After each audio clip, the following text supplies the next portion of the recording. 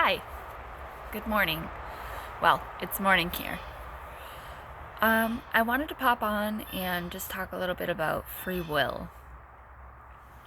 Um, in the story of the Bible of Adam and Eve are living in the garden in bliss. And the only temptation is the tree of the knowledge of good and evil.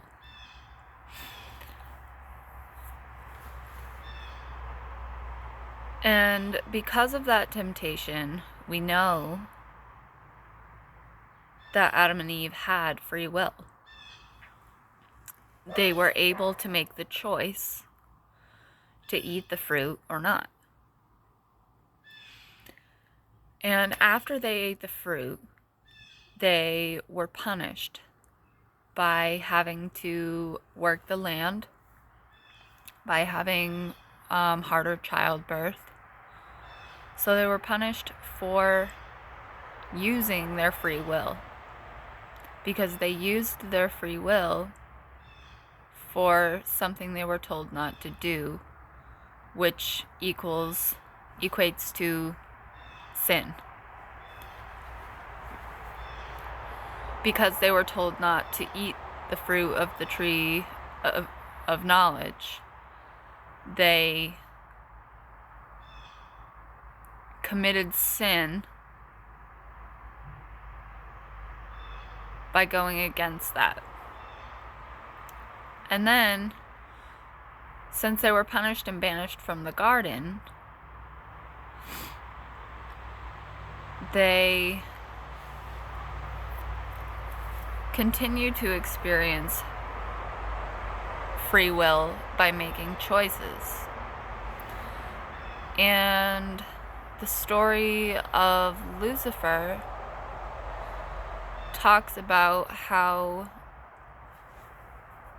everyone is free to make choices. So essentially, by eating the fruit from the tree of knowledge, they were given free will. Because they had this blissful, perfect life where nothing went wrong. And they ached for the knowledge. And because they ached for the knowledge, they enacted that free will by eating the fruit. And I also get annoyed with that story a bit, because the moment God asks why Adam ate the fruit, he says, well, it wasn't my fault. My wife gave it to me. Dude, you had free will. He had every right to say no. He had every opportunity to say no and not eat the fruit. So it was his own fault that he ate it. Not just Eve's. Eve offered the sin, but Adam partook.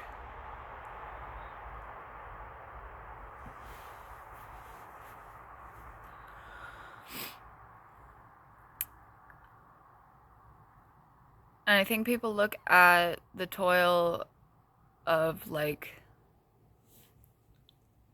having to take care of the land to get food and the childbirth, they look at it as just punishment. But it's also free will. Because if you have the freedom to do the good things, you must have the freedom to do the bad things.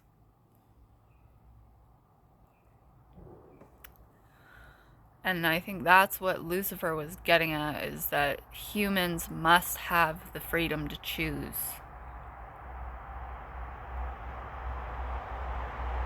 Because if we don't have the freedom to choose,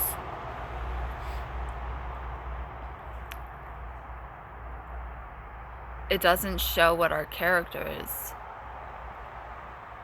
If there is no choice, there is no opportunity to show your character.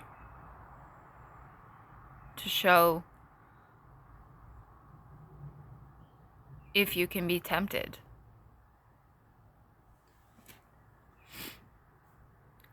Because everyone can be tempted by sin. But it's if you partake that matters.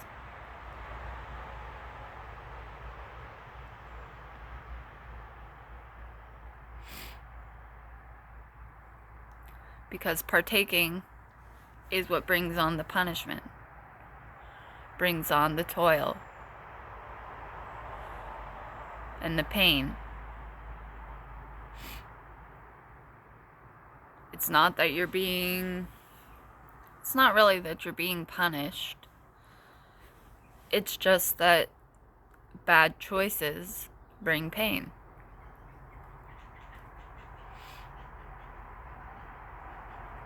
And Adam and Eve found that out by the consequences of their choice to eat the fruit.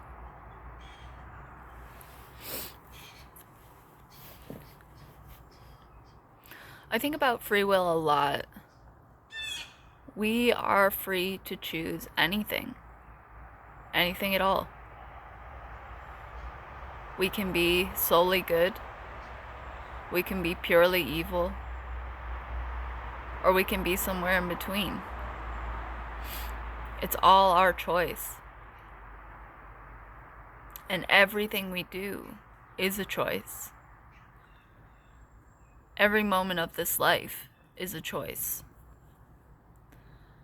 And what you choose decides what path you walk.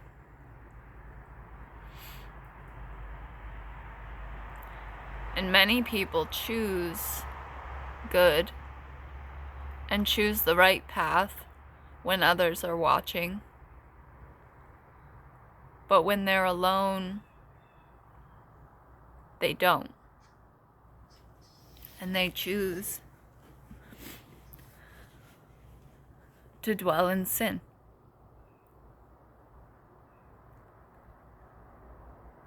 And that doesn't necessarily mean that you are 100% knowledgeable that you're doing it. Some people are ignorant. Some people don't realize that they walk in sin. And there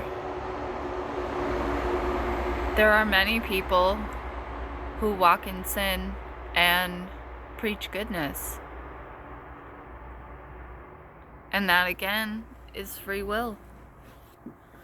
You have the freedom to say anything you want. You have the freedom to do anything you want. You can project any persona that you want to project. But it doesn't mean that it's true. And free will comes into play when you choose to put on a mask. Excuse me. You choose to put on that mask. It is a choice. Everything's a choice. And we make choices every day, every moment of every day, of how we're going to react to things, how we're going to overcome things.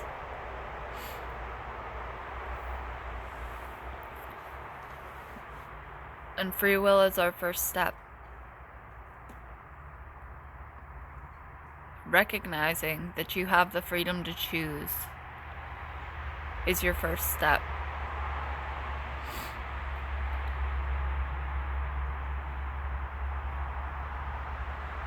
But just because you have the freedom to choose doesn't mean that every choice is right. There are wrong choices. And a lot of times they're very obvious if you pay attention. And I think a lot of people make wrong decisions out of pure ignorance, out of having no care.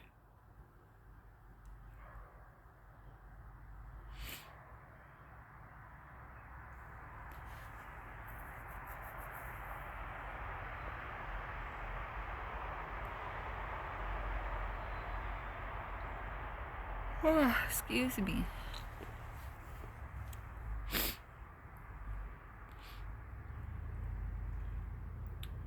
But when Adam and Eve left the garden,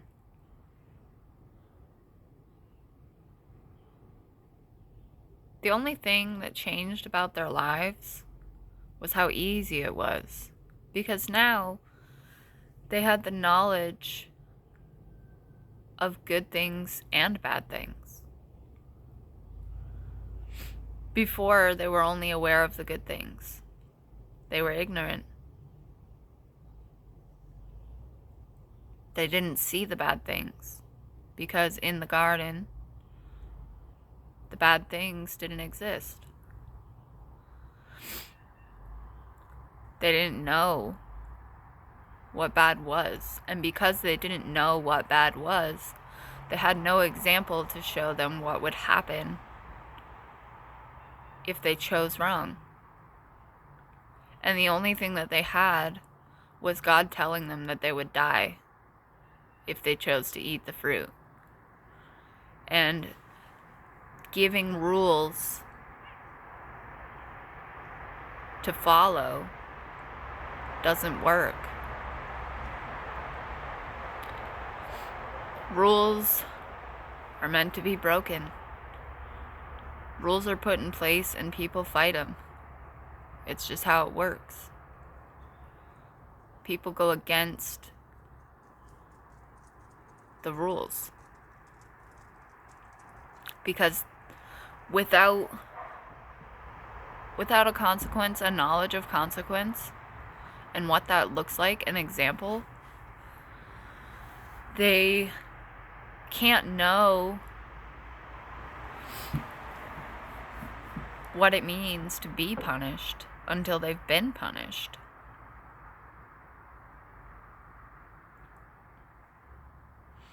They were like two innocent little kids who didn't know anything. And then suddenly, they knew everything.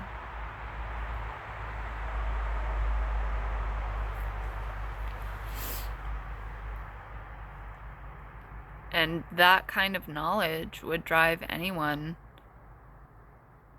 to sin.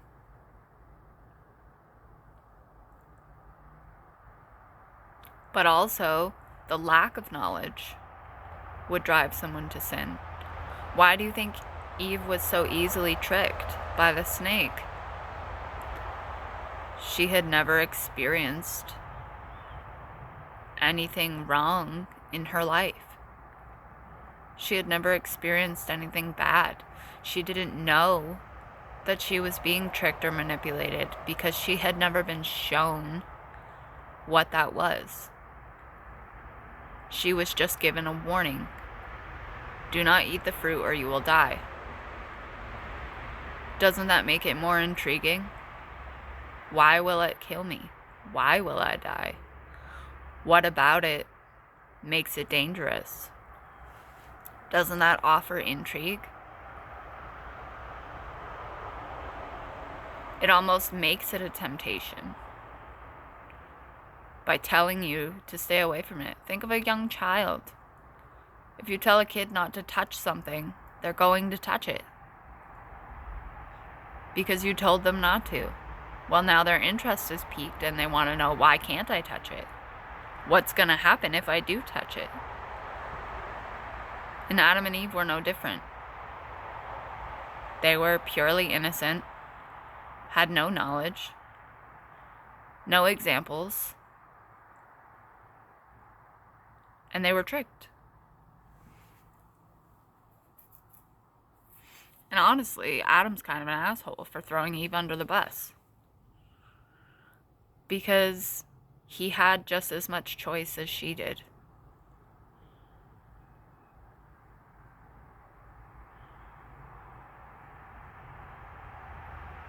And they were unequally punished. In my mind. Eve was punished by painful childbirth, something her body does. And Adam was punished by having to work the land.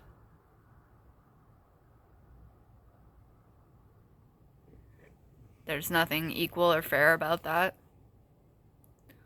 And punishment isn't always equal and fair. But it sits weird with me that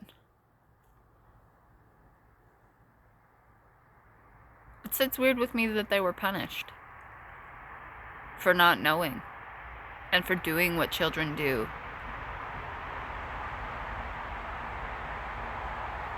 Because punishment doesn't teach.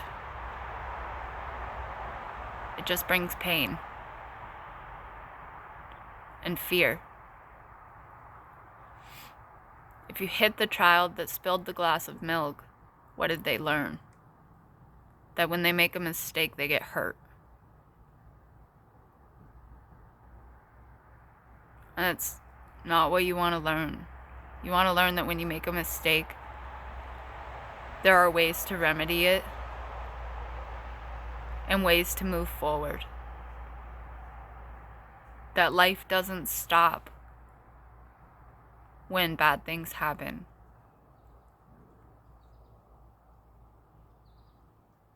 And for Adam and Eve, life did stop for a moment.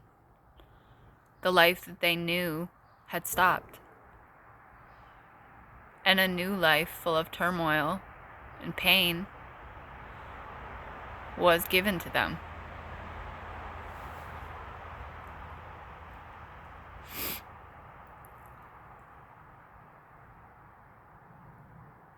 And I think that if God had explained what the tree was, what the fruit did, why they shouldn't eat it,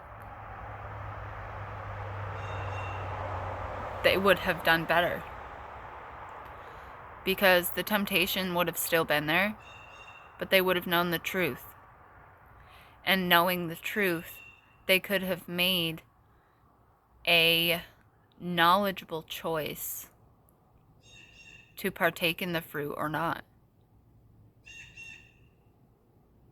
But because they didn't know, and because there was no knowledge of what the tree did or what the fruit did, other than that they would die, which they did not, then the temptation's greater because they don't know what it does and they're intrigued. We are intrigued by the things that we do not understand. Naturally. It's how we learn. And to be intrigued by the tree of knowledge should have been something God anticipated. And it was something he anticipated because he gave them a warning. But he failed to show them why. He failed to prove to them that it was unsafe. And all it took was one other being to tell them that it was safe. And they believed it.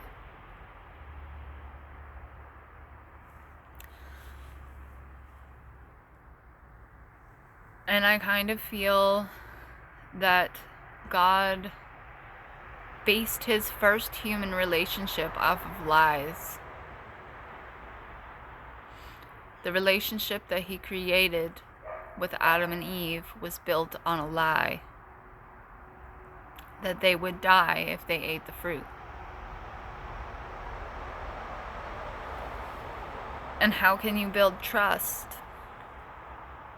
with someone if the first bit of information you give them is a lie?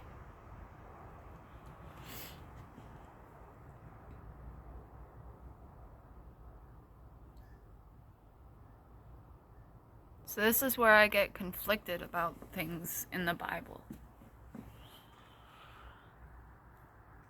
Because a lot of things contradict.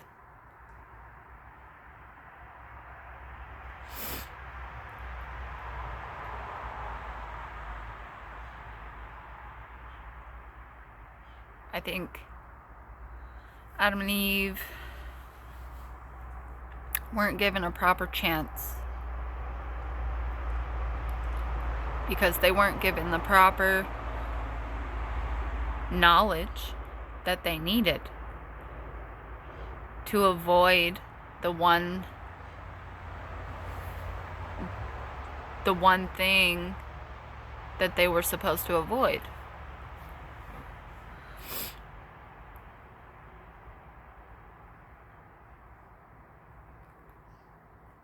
And I think in life, that's what we're missing too, is the knowledge of what we're supposed to avoid.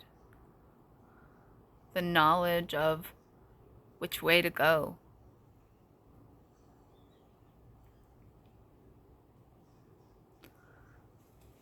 But we aren't punished. We aren't punished when we make the wrong decision. There are consequences. But it's not punishment. It's to teach. Punishment is being hit. Punishment is being caused unnecessary pain.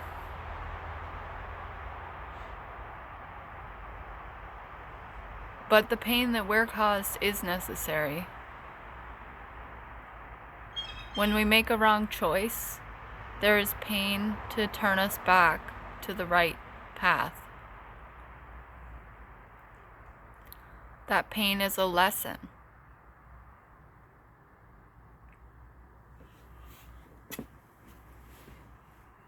And I think Adam and Eve should have been handed a lesson rather than punishment. But because of their choice to eat the fruit of the tree of knowledge, there was really nothing that God could do, because they now had the knowledge. And there was no way to teach, to unteach what they already knew.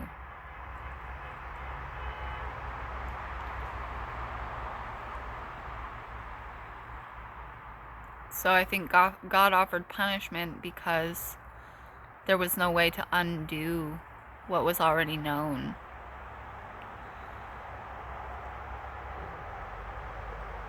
But in our daily lives, we face trials, and those trials are our seed of knowledge to guide us in the right direction. I don't know. I also noticed there's a lot of witchcraft in the Bible. And maybe people don't agree with that. But as I read it, I am finding more and more and more witchcraft as I go. And the first sign of it is when Cain and Abel offered their harvests to God. Cain offered vegetation that he had grown, that he had toiled and worked hard to grow. and he harvested it and offered it to God, and he was rejected. But what wasn't rejected was Abel's blood sacrifice of a lamb. I believe it was a lamb. It doesn't matter. But Abel's blood sacrifice was accepted over a harvest. Why would blood sacrifice be the choice? And if you read the Bible, throughout it is blood sacrifice. That is black magic. Blood sacrifice is black magic. That's witchcraft.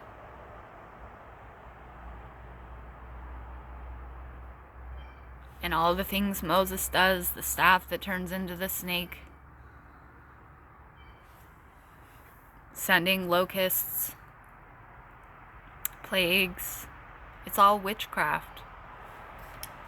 Sorry, I have to let my cat in. It's all witchcraft, and yet we're told not to use it.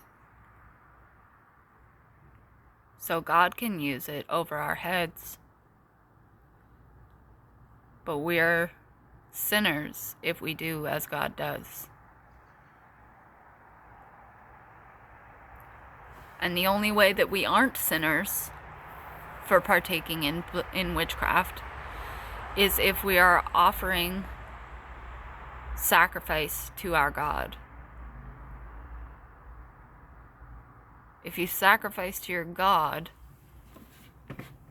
you're somehow doing the right thing. But if you're sacrificing to your God, you're performing witchcraft. So which is it? Are we able to do witchcraft, or are we not? Isn't that a contradiction?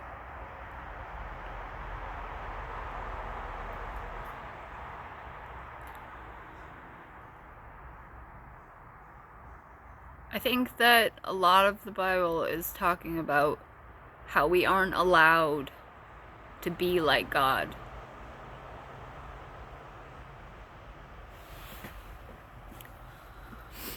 But if you really think about it, we already are.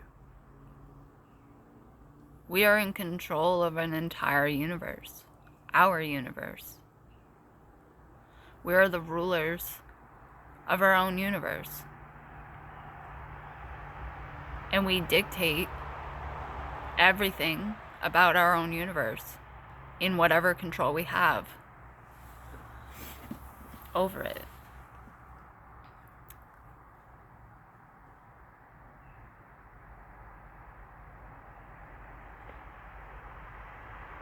I don't know.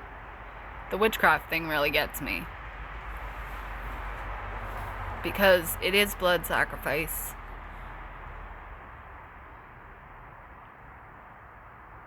And that's black magic. And black magic is what you aren't meant to do. Because it's evil. And it can bring bad things. So why does our God ask for sacrifice? Why would our God ask for blood sacrifice if he did not want us partaking in witchcraft?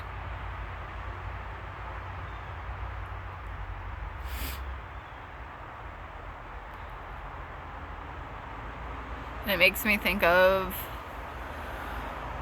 I think it was Moses. No, not Moses. It was Abraham. Abraham, who was told to sacrifice his own son. And he almost did it. Before God was like, whoa, whoa, whoa, whoa, whoa, let's not do that. But if he hadn't stepped in, Abraham would have killed his son for his God. That is blood sacrifice.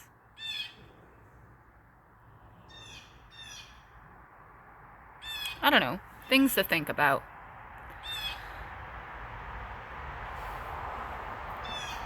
I'm finding the Bible is full of contradictions. And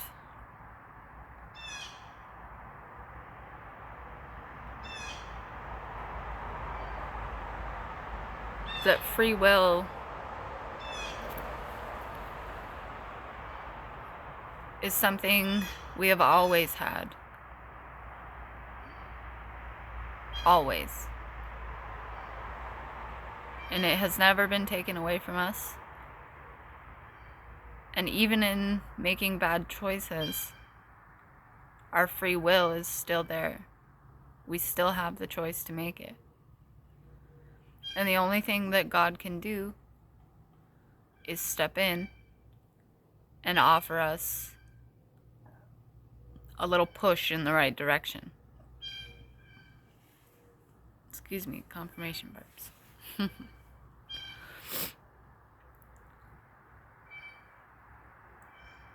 Read your Bible. Find your contradictions. Because